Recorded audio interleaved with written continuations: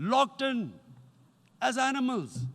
Of what I know of England, if 8 million animals were locked in, the RSPCA would have made a lot of noise about it. These are human beings. What is going to happen when the curfew is lifted will be a bloodbath. The people will come out. There are 900,000 troops there. These 900,000 troops, what are they going to do when they come out? There'll be a bloodbath. Mr. President, has anyone thought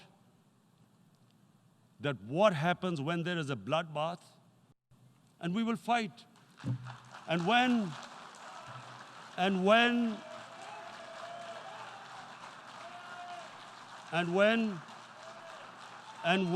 a nuclear-armed country fights to the end, it will have consequences far beyond the borders. It will have consequences for the world, which is why I repeat I'm here. Because I'm warning you, it's not a threat. It's a fair worry that where are we headed? And I've come here to tell the UN, you've got to, this is a test for the United Nations. You are the one who guaranteed the people of Kashmir the right of self-determination. This is the time to take action. And number one action must be that India must lift this inhuman curfew, which has lasted for 55 days. The world community must give the people of Kashmir the right of self-determination. Thank you.